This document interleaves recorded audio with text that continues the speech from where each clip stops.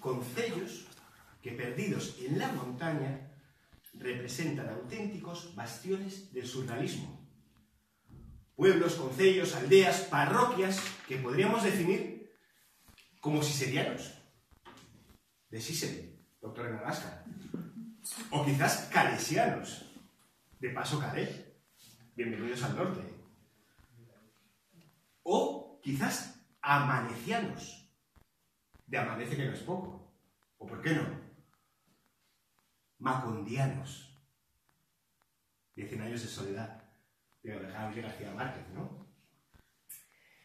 Y eso así porque dentro de estos pueblos habita una fauna que, dentro de su aparente monotonía, acaban protagonizando historias casi lisérgicas de las que tenemos mucho que aprender como personas y profesionales. Hoy os voy a hablar de una de ellas. Os voy a contar una de esas historias. Aquel día había caído una nevada de cojones. Una nevada de 3 pares de cojones de caballo de Espartero. Es decir, más de 1 metro. Y tal como os lo he contado yo a vosotros, me lo contó a mí Borja. Alejandro, no vengas a trabajar. La autopista está abierta, pero la carretera hasta el pueblo cerrada. Ha caído una nevada de cojones. De 3 pares de cojones de caballo de Espartero. Y a tenor de la foto que me envió, quitando la nieve con la quitanieves, yo tendría que haberle hecho caso. Pero tengo cierta tendencia a idealizar las situaciones. Y cuando vi aquella estampa, con la máquina casi enterrada en la nieve, yo lo que me imaginé fue atravesando esos 4 kilómetros, estrenando mis nuevas raquetas de nieve. Así que, ni corto ni perezoso, cogí el coche, atravesé la autopista, lo dejé abandonado bajo el alero de una fábrica, me calcé las raquetas e inicié mi travesía. Poco sabía, poco podía imaginar que estaba a punto de protagonizar un auténtico holocausto zombie. Pero como eso lo ignoraba, yo seguí mi ruta. Como no podía ser de otra manera, al cabo de 1 kilómetro hice mi primera parada, en el Chaplin, que, para quien no lo conozcáis, es un auténtico oasis. Un bar en mitad de un bosque que siempre tiene encendida la chimenea, orujo y panceta para calentar a quien se preste a caer por ese sitio. Da igual que nieve, llueva o explote un volcán, el Chaplin siempre está abierto. Así que me quité la nieve, me descalcé las raquetas y entré en el bar. Me senté en mi sillón favorito y saqué mis expedientes. Seamos realistas. El trabajo que me hiciese ese día, porque mi intención no era ir a trabajar, mi intención era ir hasta ese centro de servicios sociales que queda encalomado en lo alto de la loma, encerrarme en mi bastión fortificado y aprovechar toda la jornada laboral para tomar café, fumar y escribir. Pero lo dicho, como ese trabajo que no haría ese día tendría que hacerlo otro día, tenía que prever las visitas que lo haría, me senté en el sofá y empecé a organizar el horario. Algo harto complicado. Gestionaba un total de 5 concellos. Puntín, Portomarín, Paradela, Sabiñao, Becerreá y Casos en Lugo, 6. Un territorio que era 2 veces mayor que el Ayuntamiento de Madrid, para llevar 80 casos.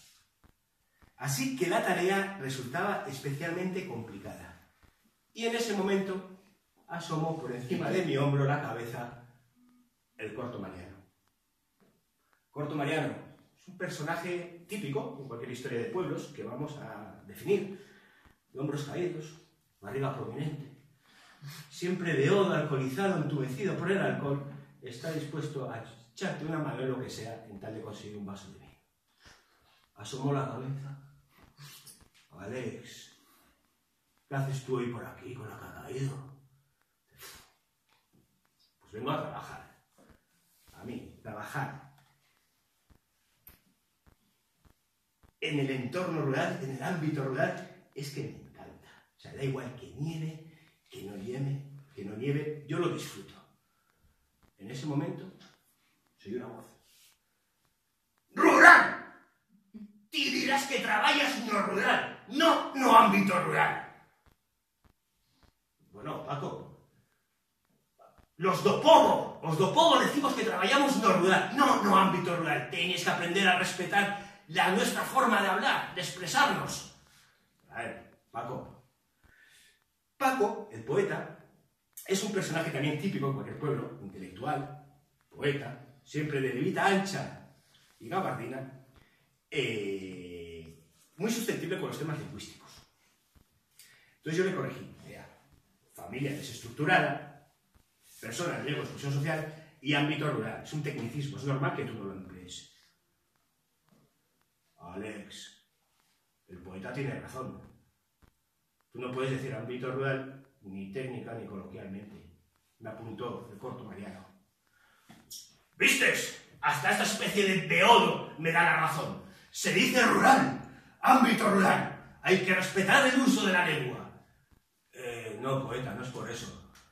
Es que realmente si interpretamos que un ámbito es una frontera real o imaginaria, lo que no tiene sentido es ponerle fronteras, intentar abarcar o medir algo que no existe. Pero tú qué dirás, especie de ánfora llena de vino. Me estás discutiendo a mí, al poeta do agro, al heredero de Castelao. ¿Cuál es el uso adecuado de la palabra rural? Pues no te enfades, dijo el corto Mariano extendiendo las manos. Solo observaba que si el rural como tal no existe, solo es la ausencia del urbano, no tiene ningún sentido medirlo o ponerle fronteras. Es como decir que vamos a medir la oscuridad, ¿no? Yo no puedo medir la oscuridad, mido la luz. Pues visto así, puede que Mariano tenga razón, apunté yo. Es como medir el frío, no se mide el frío, tú mides el calor. El frío es la ausencia de calor.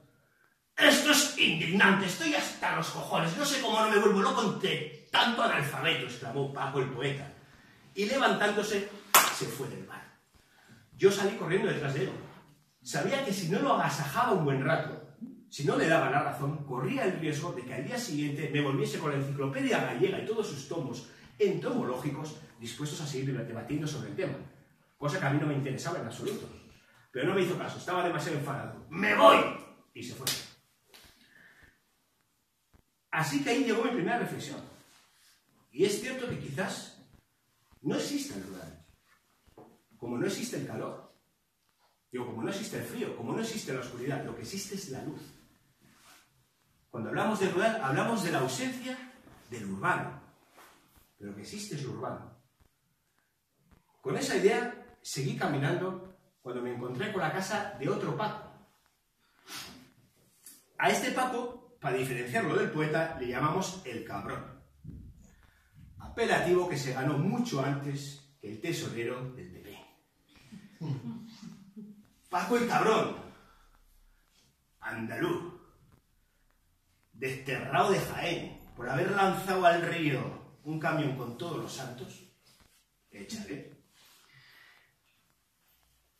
Ve pasar los días, pese a su ceguera, lesión, escuchando a Juanito Valderrama enfrente de la cocina económica. Personaje maquiavélico, que si te puede joder, no se conforma con meterte las tarraznacias. Buscará el palo más gordo y áspero que encuentre para poder sodomizarte. Así que el domicilio de Paco el cabrón se acabó convirtiendo en mi domicilio más conflictivo. No había auxiliar que aguantase durante mucho tiempo sus macabras bromas que temo algún día terminen en auténtica defunción. Hasta que un día apareció por mi despacho Silvia, venida de la gran capital. Dejó caer sobre mi mesa un expediente que pesaría al menos medio kilo. Un currículum. Cursos de cocina para diabéticos, hipertensos, epilépticos, movilización de personas encamadas y uno que destacó mucho, contención psicológica. Seamos realistas, otro apunte. Encontrar a personas formadas dentro del entorno rural es ardua tarea, es extremadamente complicada. y que en ese momento apareciese una persona que al menos un papel me dijese que era capaz de contener psicológicamente al cabrón de Paco, me parecía el premio gordo de la lotería. Así que sin más preámbulos, la contraté, la agarré de los pelos y la arrastré hasta su casa. No sin antes dejar de prevenirla. De este no te fíes. ¿Quién anda por ahí?, dijo Paco, el cabrón. Soy Alejandro, que vengo a presentarte la nueva auxiliar. ¡Ay, Dios mío bendito! Menos mal que has encontrado el alma caritativa que venga a casa de este pobre invidente que tan solo está. ¡Ay, pero soy muy majo!, me dijo Silvia. No te fíes, no te fíes. Entramos a la casa con pánico. Me senté a la mesa y Paco, pese a todas mis sospechas, se mostró extrañamente educado y cordial. ¡Ay, qué bien que has venido a esta casa! Llevo comiendo bocadillos 2 semanas.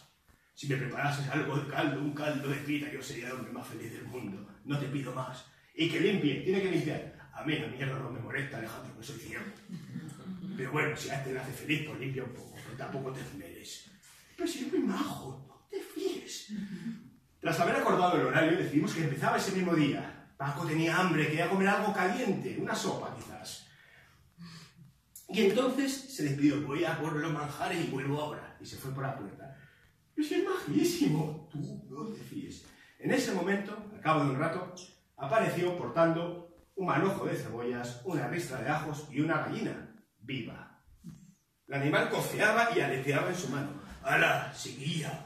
Ya traigo la gallina, caldo de pollo. De ninguna de las maneras, le contesté yo. Las auxiliares tienen terminantemente prohibido sacrificar animales. Prohibido, no me has pillado, Paco. Ahí no. Pero tú, ¿qué especie de ser piensas que soy yo? ¿Acaso crees que le pediría algo así a la chiquilla esta especie de diosa caída del Partenón? Ni de broma. Y a continuación agarró la gallina, le retorció el cuello y le arrancó la cabeza. El animal se empezó a desangrar sobre el fregadero mientras que aleteaba furiosamente y coceaba, llenando toda la escena de plumas que se esparcían por la habitación. Cuando el animal acabó su agonía, finalmente arrojó la cabeza a la basura y dijo: bueno, Alejandro, esto técnicamente ya es igual que una pita del supermercado, ¿no? Pues ahora a cocinarla. Silvia, ante la escena, se había quedado mareada en el sillón. Me miró con cara de angustia. ¿Tengo que cocinar eso? Sí. No hay nada en la ley que me lo prohíba. Ay, no te preocupes, yo lo voy a hacer. Tú ponte. Pero no me pude resistir a agarrar a Paco. Ven conmigo, hijo puta, que vamos a hablar. Entonces lo llevé a una habitación de al lado y le pregunté: ¿se puede saber qué necesidad había de montar tal dantesca escena? Alejandro, no seas cruel, que soy ciego, nunca he podido leer a Dante. Y yo qué sé si Dante, porque había mucha sangre, no lo sé, no veo. Este cabrón. Y en ese momento escuché un chillido. ¡Ay, Dios mío! ¡Ay, Dios mío! Que venía de la cocina. Era Silvia. Al acercarme a la cocina y ver qué pasaba, descubrí que a pesar de sus cursos de diabéticos, hipertensos, epilépticos, nadie le había explicado que para desplumar una gallina primero tienes que escaldarla. Así que la pobre mujer, a cada tirón de plumas, desgarraba no solamente piel y carne, además salían chorretones de sangre que le acababan salpicando la cara.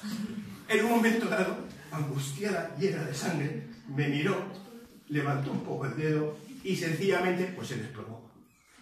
¿Qué ha pasado, Alejandro? Cuéntamelo. ¿Qué es lo que ha pasado? ¿Cómo está? ¿Está en el suelo? Cuéntame. ¡Hijo puta! ¡Dios! Conseguí recuperar a Silvia. La espabilé un poco, un par de golpes y se fue temblando. No volvió al servicio. Ni siquiera pasó a casa de Paco. Abandonó la empresa. Porque cuando fue a contar sus aventuras a los otros parroquianos, le explicaron que eso no era para tanto, que como tuviese que ver la matanza del gocho o hacer chorizos, que a lo mejor se lo piden, pues iba a pasarlo bastante peor.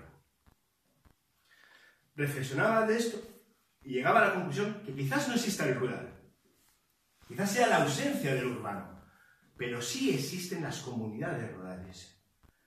Y una de las características que tienen precisamente es que viven de una economía primaria, de los propios elementos que arrancan a la tierra. Que en un momento dado alguien interprete que desplumar una gallina es como para mí abrir una lata. Es algo que quizás tendríamos que tener en cuenta a la hora de seleccionar el personal. Y me encontraba reflexionando sobre esto cuando se asomó Paco a la ventana. ¿Quién anda por ahí?, dijo, sin duda alertado por mis huellas en la nieve. Soy Alejandro. ¿Y tú qué cojones haces con lo que ha caído? Nada, voy al centro de servicios sociales. Ah, bueno, pues que tenga suerte. Y se despidió de mí.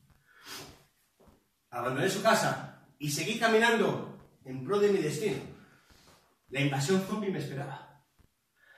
Cuando llegué a la loma, a la base de la loma que accedía hasta mi castillo, me dispuse a subir la cuesta. Serán unos 300 metros en una cuesta empinada, tras la cual me enfrentaba a la peor de las trampas, una rampa de acceso al centro de servicios sociales que, lejos de cubrirse de nieve, tiende a congelarse. Lo cual la transforma en una trampa mortal, porque a un lado tenemos como una caída de unos 3 metros, casi un precipicio, y al otro lado una barandilla de acero instalada a una altura ideal para desnucarse. Conseguí salvar la rampa, me metí dentro del despacho, me hice el café, encendí el ordenador y me dispuse a disfrutar de mi bastión, de mi castillo. Cuando ya llevaría escrita una o 2 páginas, alcé la vista de la pantalla y pude ver por la ventana que como medio centenar de personas se agolpaban contra la colina que daba acceso a mi castillo. ¿Pero qué cojones? Cogí, caminé, me asomé a la almena y miré hacia abajo intrigado. En ese momento descubrí que como medio centenar de viejos y viejas, armados con bastones, tacatacas y dentaduras arrojadizas, se preparaban para asediar mi castillo. ¿Pero qué diablos? En ese momento uno de ellos me vio, alzó el dedo y dijo: ¡Alejandro! ¡Alejandro! Y el resto, como zombies, quedaban en la cabeza. ¡Alejandro! ¡Alejandro! Y a trompicones empezaron a atravesar la nieve. Los más jóvenes, los más lozanos, abrían el camino con botas y madreñas, pisando fuerte la nieve, mientras que los menos agraciados continuaban detrás como podían, apoyados en sus tacatacas. Cuando uno caía, el resto acudía en su auxilio. Desesperado ante esa invasión, decidí hacer de tripas corazón y enfrentarme al enemigo. Bajé corriendo la cuesta, me planté ante ellos, extendí los brazos creando una barrera y proclamé mi grito: ¿Dónde cojones creéis que vais? ¡A jugar a las cartas! ¡A jugar a las cartas! Que nos ha dicho Paco el cabrón que hoy hay partida de cartas. Efectivamente, Paco el cabrón había llamado a todo el pueblo diciendo: Alejandro, abre hoy el centro para que podamos jugar a las cartas. Joder, esto no lo voy a tolerar, quítate de mi lado, me dijo un paisano a la vez, y con el taca-taca lo levantaba y me empujaba. Situación por la cual yo caí de lado, con raquetas incluidas, y quedé incrustado en la nieve. Dicha situación fue aprovechada por la avanzadilla, por el ejército, para superar mi posición y empezar a caminar hacia mi bastión. Entonces recordé: madre de Dios hermoso, la rampa congelada. Me imaginé a esos 50 viejos y viejas trepando por esa rampa, despeñándose por un lado o perdiendo la cabeza contra la barandilla. Así que ni corto ni perezoso, emprendí de nuevo la marcha, cogí una pala del invernadero y me puse a cavar. Rápidamente llegaron los primeros. ¡Se puede saber! ¡Dobla las rodillas! ¡Encuerva la cabeza! ¡Pisa bien la pala! ¡Haz el favor! Una guerra tendrías que haber pasado. Una guerra. Esto no son formas. Esto... ¿Quieres apalear bien? Pero dale, que estoy lleno, hay que picar. Tira para adelante. Yo me agobiaba mientras que ellos seguían insultándome y diciéndome cómo tenía que cavar. ¡Haz el favor de doblar bien las piernas! Finalmente conseguí crear un pequeño acceso por el que la tropa podía pasar. ¿A ti te parece normal dejarme aquí pasando frío media hora? Yo que ya soy mayor... Y finalmente entraron en el centro. Fui invadido. Mi tarde de tranquilidad y asueto, escribiendo, fumando y leyendo, se convirtió finalmente en una tarde de mediación en partidas de tute, completando mesas impares, sirviendo cafés y magdalenas. Cuando todo terminó, cuando ellos se fueron, aún tardé 1 hora más en abandonar mi centro. Eché la llave y me asomé a las montañas. Atardecía. El cielo ya se pintaba con los colores rojizos del atardecer. A lo lejos, la sierra de Ancares resplandecía. El Mustayá, con su castillete, se pintaba de esos tonos cálidos, mientras que el Pico Lagos ya se sumía en las sombras. Por esa misma ladera, la que venía de la montaña bajaba a la carretera, y por ella pude ver la máquina de Borja. Sin duda, iría hasta el Chaplin, donde le estaría recibiendo la chimenea, el orujo y la panceta. Un poco más allá estaba la casa de Paco el poeta. Paco el poeta tenía una pequeña luz encendida, la luz de su escritorio. Sin duda estaría hojeando alguna enciclopedia, dispuesto a venir al día siguiente a criticarme si es ámbito rural o rural. Más allá, Paco el cabrón se había dejado todas las luces encendidas. Total, como no veo, ¿qué más me da? Y un poquito más allá, el otro Mariano el corto, tenía solamente una leve luz tintineante de una vela. Otra vez le habían vuelto a cortar la electricidad. Entonces sonreí. Aún me quedaban otros 4 kilómetros de vuelta hasta el coche y un par de paradas. Tendría que apagar las luces de Paco el cabrón.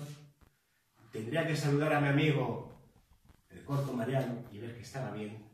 Y cómo no, esperaba el Chaplin con su chimenea, su panceta y su orujo.